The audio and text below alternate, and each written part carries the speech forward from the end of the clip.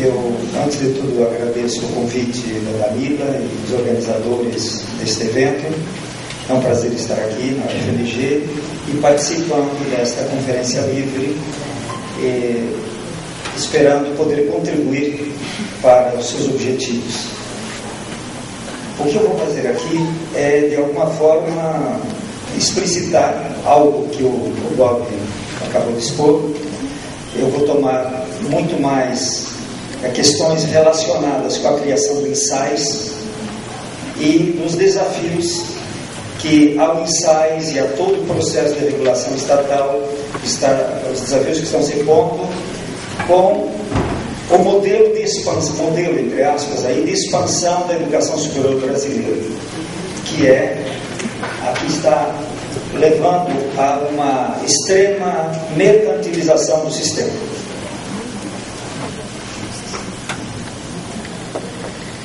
Eu coloquei esse sumário apenas para orientar um pouco minha exposição. Eu tratarei mais ou menos disso aí. Vou sentar. Então, como nós vimos, a tramitação no Congresso Nacional do projeto de lei 4.372 do ano passado, encaminhado pelo Poder Executivo, que, se aprovado, criaria o INSAIS, propicia que se levantem algumas oportunas questões a respeito do significado dessa eventual nova lei.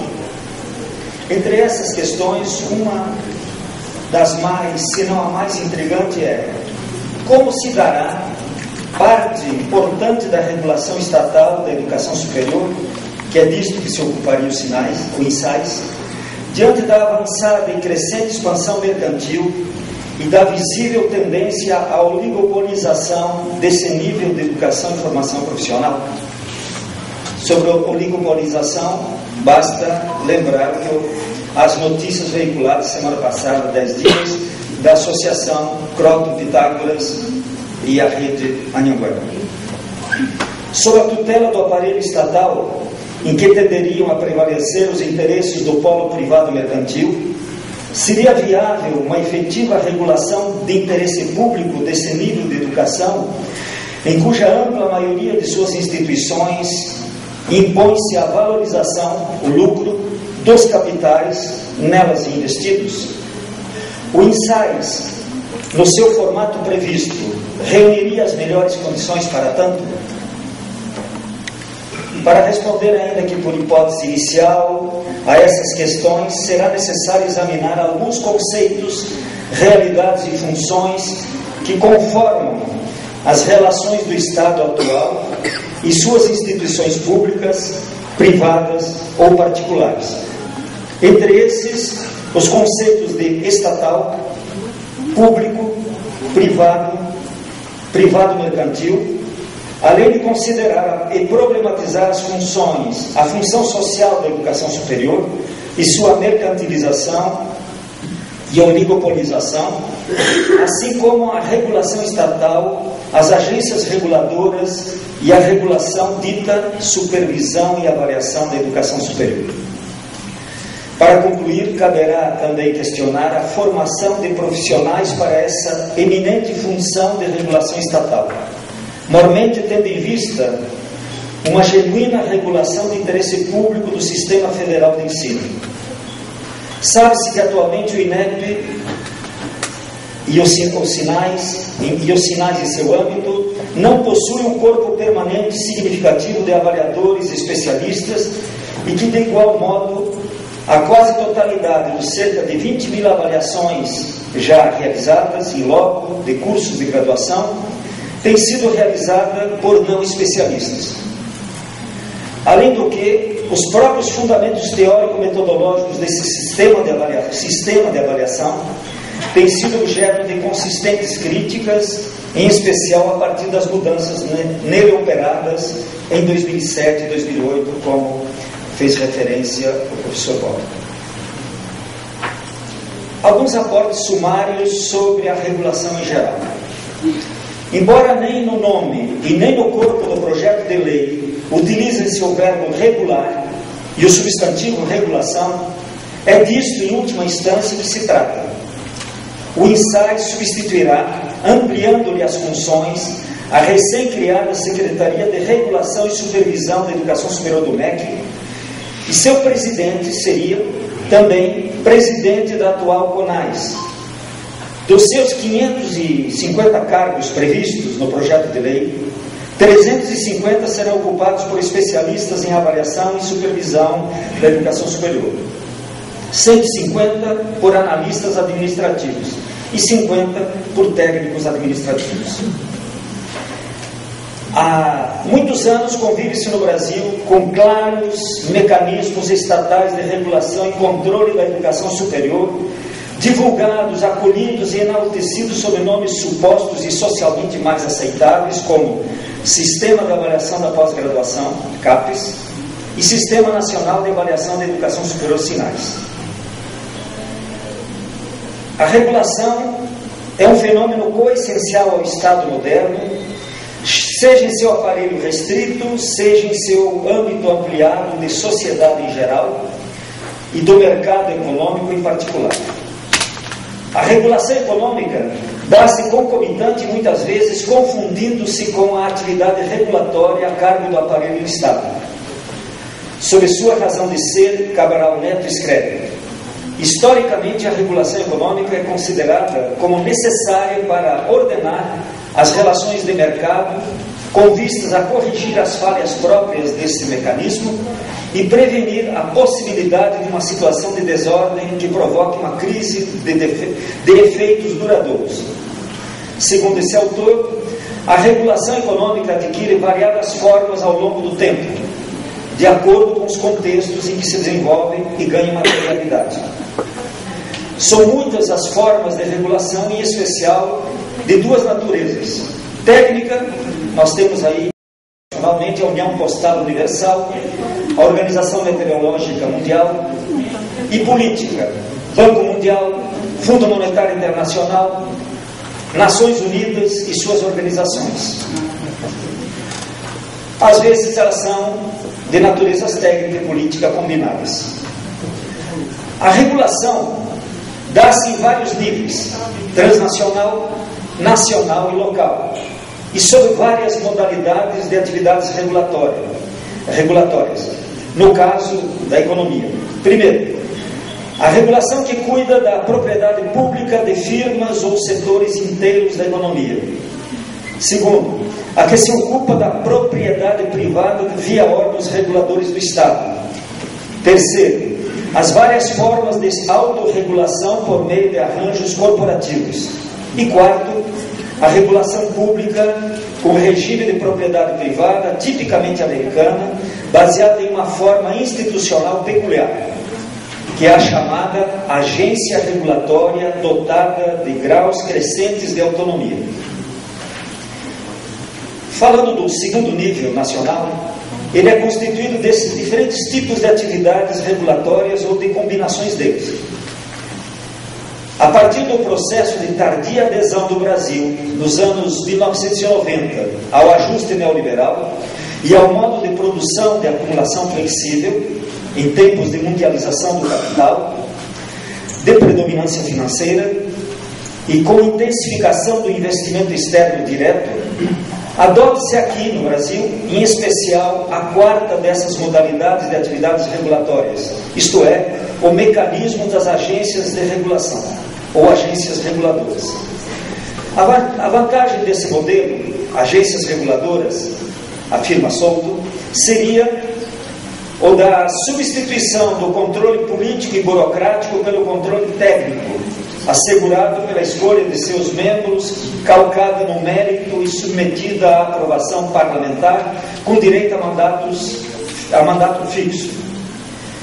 No entanto, alerta Souto, a agência de regulação não é um órgão de defesa do consumidor, mas uma entidade que busca o equilíbrio entre os interesses dos setores regulados, mercado específico, devendo ficar equidistante dos consumidores, fornecedores e do poder público. Isso é evidente no plano ideal, porque, como se verá adiante, nem o Estado E nem as agências reguladoras são uma realidade neutra a pairar acima dos interesses privados e particulares de classe e interesses públicos ou privados mercantis. No plano ideal, as agências reguladoras visariam garantir que os provedores públicos ou privados forneçam os bens e serviços necessários aos consumidores e usuários com o máximo de equidade.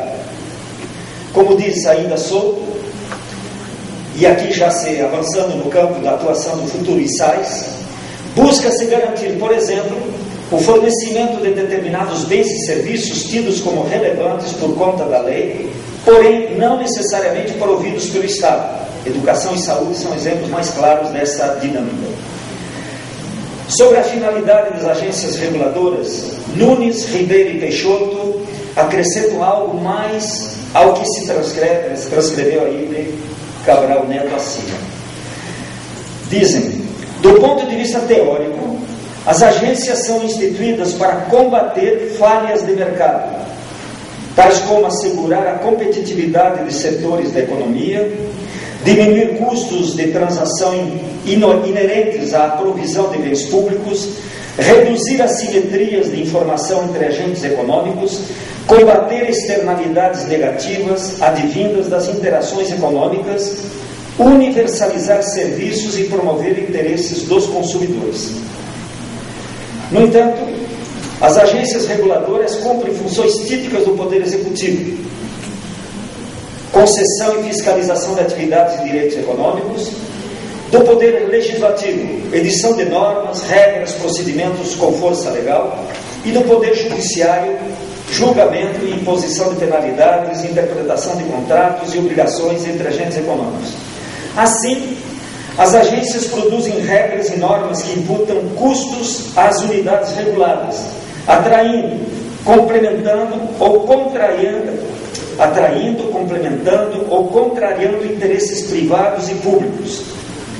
Isso ocasiona uma inevitável interação entre reguladores e regulados, com recorrentes possibilidades de captura do órgão regulador por parte de agentes econômicos para subverter os princípios do mercado a favor de interesses específicos.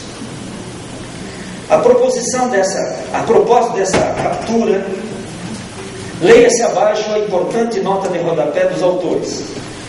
Ele diz assim: a atividade regulatória como captura do Estado por agentes econômicos para implementar políticas em benefício próprio, particularmente medidas de subvenção, barreiras de entrada ao mercado, subsídios e fixação de preços, foi concebida e desenvolvida por George Stigler em uma corrente econômica que ficou conhecida como Escola de Chicago, sobre o tema vegetal.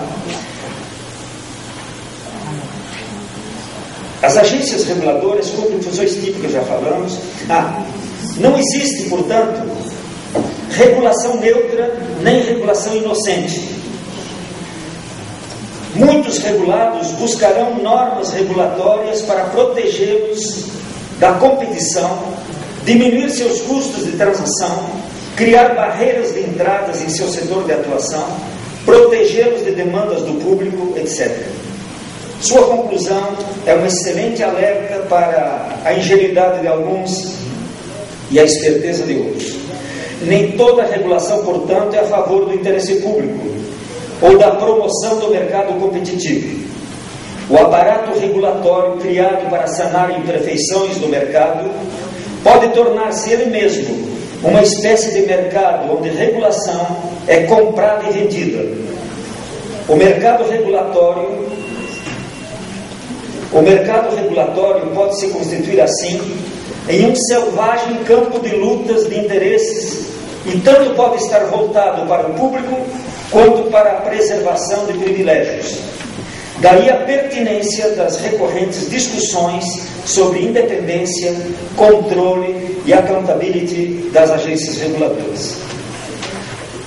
Foi no contexto da reforma do Estado, iniciada em 95, que foram criadas as primeiras agências reguladoras do Brasil. E o foram como órgãos supostamente independentes, não subordinados à administração direta. voltadas para 3 setores da economia que tinham sido objeto de privatização e ou quebra de monopólios estatais. A ANEEL, Agência Nacional de Energia Elétrica, a Anatel, a EDP, do petróleo. A experiência foi vista como pouco exitosa e objeto de cerrada crítica para especialistas e agentes econômicos, justamente por não atuarem sob um adequado marco regulatório, impossibilitando-as de se constituírem verdadeiros órgãos do Estado. Para quem lê a Folha de São Paulo cotidianamente, sabe quantas notícias só nos últimos meses sobre a Anvisa, que cuidaria da regulação da área da saúde. Bom, da regulação em geral à regulação da educação superior. Eu fiz um texto longo, mas estou saltando, anotei apenas uns trechos, por isso às vezes um certo ar de retalhos. Embora não inseridas em órgãos nomeados como agências reguladoras, as funções de regulação e controle dos serviços educacionais, em especial os de nível superior, graduação e pós-graduação, são objeto de atividades regulatórias há mais de um século em alguns países, como os Estados Unidos e países europeus. No Brasil, desde ao menos o Estatuto das Universidades, de 1931, e do primeiro Conselho Nacional de Educação, de 1931 também, passando pelo Conselho Federal de Educação, de 61, até o atual Conselho Nacional de Educação. A regulação e o controle do Sistema Federal de Ensino se faz presente via conselhos e instâncias burocráticas do Ministério da Educação similares.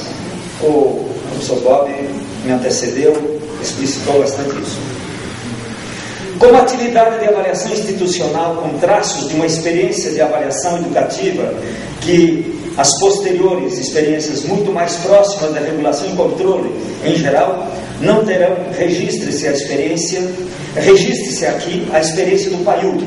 Foi a primeira experiência mais ou menos aceita de avaliação da educação superior e de regulação. Esse programa, cuja experiência tem sido avaliada por especialistas como muito rica e promissora, foi rapidamente ignorado e esvaziado de recursos logo no primeiro mandato do presidente FHC. Com base nas leis 9.131 de 95 e 9.394 de 96, LDB, esse programa foi substituído a partir de 97 pelo Exame Nacional de Cursos, mais conhecido como Provão, e por outros mecanismos de regulação, como análise de condições de ensino e a avaliação das condições de oferta. Nesse mesmo ano, implantava-se o atual sistema de avaliação da pós-graduação. O modelo CAPES de avaliação também é contemporâneo do Provão, também conhecido como modelo CAPES de avaliação, que modificava radicalmente o sistema de avaliação então vigente desde os anos 1970. O modelo CAPES sob os cuidados, o Provão sob os cuidados do INEP e o modelo CAPES sob os cuidados da CAPES. Contexto de acirramento dos processos regulatórios da educação superior. E não é por acaso que essas coisas acontecem, esses modelos de regulação, de avaliação. A criação do INSAES talvez se constitua em importante primeiro passo para a unificação do processo de regulação da educação superior no Brasil. Esse ainda se vê dividido por diversos órgãos, CNE, CESU, INEP, CAPES, em especial cindido entre graduação e pós-graduação, embora o ranking das IES, das Instituições de Educação Superior, composto a partir dos índices de divulgação pelo INEP, já considere os scores dos programas de pós-graduação estricto sensu de alçada da CAPES. No caso da regulação dos níveis de graduação e pós-graduação, esse passo coroaria sua caminhada de pelo menos 15 anos, que, como já dito, se inicia com o abandono oficial do PAIUB e com a adoção do Provão e do modelo CAPES de avaliação nos anos 97 e 98.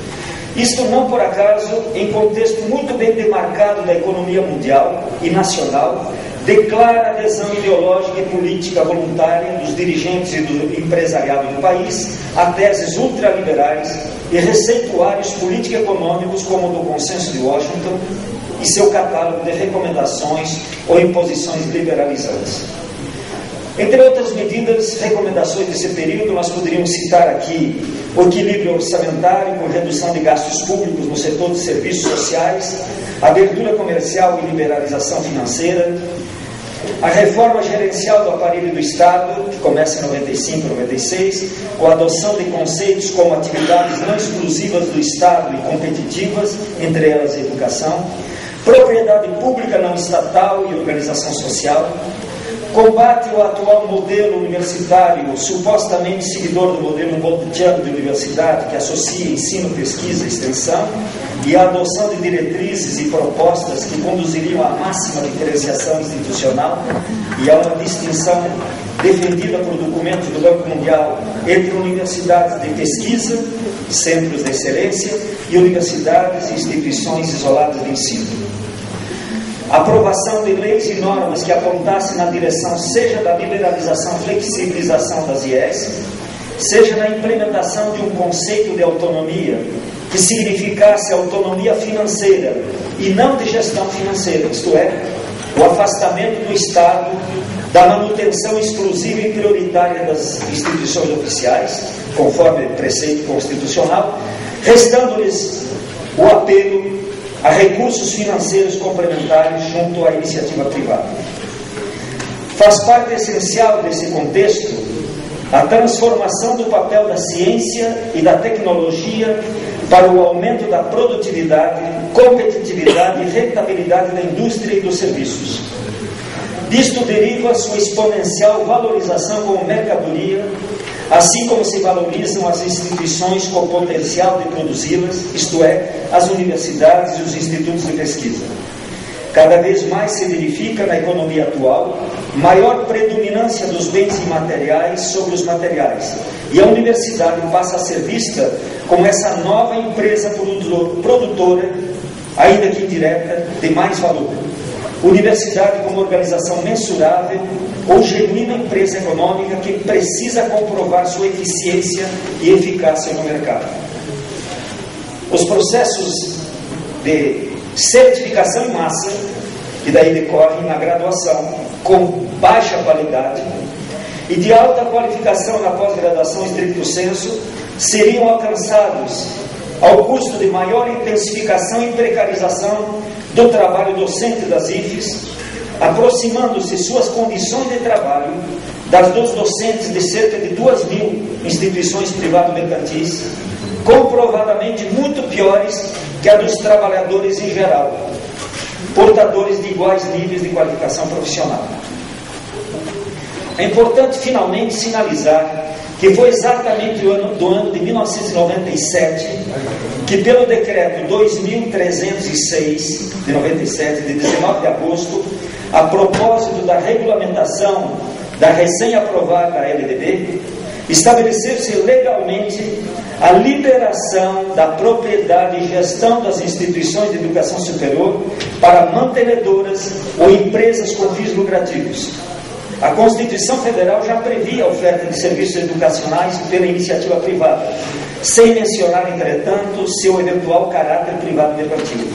Esse decreto iria precisar o modus operandi dessa operação e abrir as cancelas para a realidade que hoje se apresenta amplamente transformada, como se verá adiante. É nesse contexto, portanto, que se acirra o processo regulatório e de controle sobre a educação superior, traduzido no âmbito da graduação pelo ENC-Provan, substituído em 2003 pelos SINAIS, que originalmente ele fazia oposição de princípio e de práticas, mas que a partir de 2007 e 2008 sofreria, no dizer de muitos analistas, importantes mudanças que o teriam aproximado dos princípios e práticas típicas do programa. O ensaios na esteira dos sinais. Quais sinais? Ou a difícil conciliação entre medidas de regulação e procedimentos de avaliação institucional. A criação do ensaios tende a modificar de modo significativo o processo de supervisão e avaliação da educação superior. Modificar-se-iam, portanto, aspectos importantes do processo de regulação, alterando-se os papéis até então desempenhados por secretarias do MEC, como a SERES, Secretaria de Regulação e Supervisão, e a CESU. pelo INEP e, em seu âmbito, pelos SINAIS e CONAIS, cuja presidência seria ocupada pelo presidente do INSAIS, que também será membro nato da Câmara de Educação Superior do Conselho Nacional de Educação. No que se refere aos SINAIS, embora se informe que o ENAD continuará a cargo do INEP, as atividades de regulação e supervisão do setor serão coordenadas pelo INSAIS. A questão que se põe é quanto à perspectiva de mudança que deverá sofrer o processo de regulação, normalmente denominado de avaliação, e hoje representado pelos SINAIS na sua configuração que remontaria não aos SINAIS original, de 2004, mas aos SINAIs de 2007 e 2008. A avaliação mais geral é de que, com essas mudanças de 2007 e 2008, se praticou verdadeiro retrocesso teórico e político a pretexto de se resolverem questões práticas, como a dos atrasos burocráticos relativos à autorização, reconhecimento e renovação do reconhecimento de cursos e de credenciamento e recredenciamento de IES. Cabe, entretanto, transcrever aqui algumas reflexões feitas por ocasião dessas mudanças no funcionamento dos SINAIS, que, tendo em conta diversas premissas, visavam explicar por que o SINAIS original teve seus dias contados e sua trajetória interrompida bastante abruptamente. No âmbito do aparelho de um Estado de natureza semipública ou semiprivada, como se caracteriza o Estado brasileiro, as medidas de regulação e controle tendem a entrar em contradição com e prevalecer sobre os procedimentos de avaliação institucional e educativa. Estes se assentariam na autonomia da cultura de avaliação, que, como se sabe, não tem sido característica do sistema de educação do país ao longo do tempo, nem no setor público, nem muito menos no setor privado mercantil. Em resumo, os obstáculos a essa conciliação, regulação estatal e avaliação institucional decorrem da própria natureza do Estado, se predominantemente público ou privado mercantil, da concepção de educação superior, se um direito ou um serviço e bem privado mercantil, do modelo de expansão da educação superior, se predominantemente pela via do estatal público ou do privado mercantil, da natureza da regulação e do controle, se privilegia a formação de cidadãos qualificados e críticos ou a competição, a eficiência, a eficácia típicas do mercado. Finalmente, da questionável conciliação entre regulação e controle estatais e avaliação que privilegia a cultura da avaliação e a autoavaliação institucional. Algumas coisas agora sobre o conceito de Estado regulador, Estado privatizado, estatal, público, privado e privado mercantil. Diante das novas políticas, novos programas diante de novas políticas, de novos programas, costuma-se fazer a distinção entre o que tem como âmbito de responsabilidade e ação o governo de turno ou o Estado. Políticas de governo versus políticas de Estado. Em geral, as políticas de Estado, ganham a preferência de analistas e militantes, porque, acredita-se, seriam isentas dos interesses partidários ou particularistas, neutras, de longo prazo, comprometidas com o interesse público, com a promoção da igualdade de oportunidades, mesmo que competitivas, do mercado. Em outras palavras, com exceção dos que, anti-estatistas convictos, creem na quimera da mão invisível do mercado, tende a maioria dos cidadãos a identificar, no nível do senso comum, o estatal com o público. Tornam estatal como sinônimo de público. Isto é, com o estatal como se defendesse sempre os interesses coletivos da maioria. No entanto, cabe questionar aqui essa identidade e as supostas virtudes do Estado regulador, mormente quando se trata de regulação e supervisão da prestação de serviços educacionais. A mundialização do capital de predominância financeira, a redução do Estado e a diminuição do fundo público para os interesses sociais dos trabalhadores, dos de baixo, como diria Florestan Fernandes, Substitui o Estado-providência, o Estado investidor empresário, substitui pelo Estado regulador. Sobre este, isto é, se houvesse dúvidas quanto a seu comprometimento com os de cima, no caso brasileiro desde os tempos analisados por René Dreyfus em seu clássico 1964, A Conquista do Estado, bastaria ouvir a voz de um exímio e respeitável analista dos tempos presentes, David Harvey, em seu recente livro publicado no Brasil, O Enigma do Capital e as Crises do Capitalismo, que diz ele: apenas agora, em que o Estado entra em cena para socorrer os financistas, ficou claro para todos que o Estado e o capital estão mais ligados um ao outro do que nunca, tanto institucional quanto pessoalmente. Em outros termos, com inspiração no que Nunes Ribeiro e Peixoto disseram das atividades regulatórias, pode-se afirmar que o Estado regulador é capturado pelo que deve ser regulado. Seu sucesso nas suas atividades regulatórias, econômicas e sociais também pode ser medido ou explicado pelo que esse mesmo analista afirma. O que diz Harvey? O sucesso, entre aspas, de um determinado Estado, nacional ou local, frequentemente é medido pelo grau em que capta os fluxos de capital, cria as condições favoráveis à acumulação do capital dentro de suas fronteiras e garante uma elevada qualidade de vida diária a seus habitantes.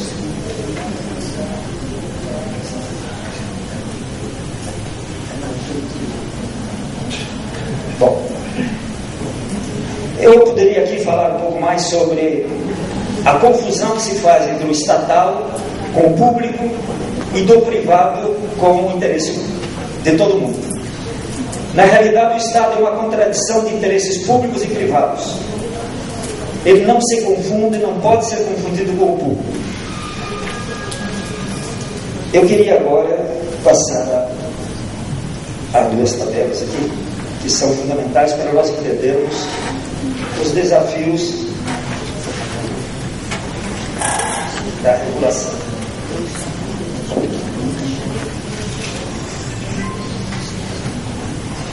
Aqui nós temos uma tabela que mostra a evolução e o percentual do número de instituições de educação superior por categoria administrativa, público federal, estadual, municipal, privada, confessional e comunitária e particular. Então nós separamos aqui as privadas em confessionais e comunitárias e em particulares.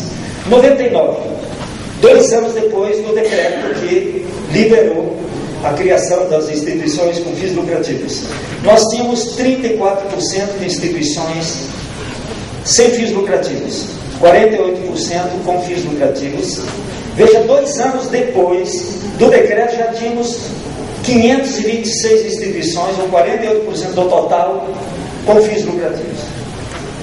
Passados 12 anos aí, 11, 12 anos, 2010, nós temos apenas 10% de instituições sem fins lucrativos e 77,8% de instituições com fins lucrativos. Vejam nas matrículas. As matrículas públicas eram 35% em 99, 37% comunitárias ou confessionais, sem fins lucrativos. As particulares eram 27%, ou privado mercantilista. Veja o que acontece agora: 35% para 26%, 37% para 11%, 62%. Isso 2010. Imaginem a progressão disso hoje, 2013. Calculem 7%, 8%. E aqui, 70%. Bom.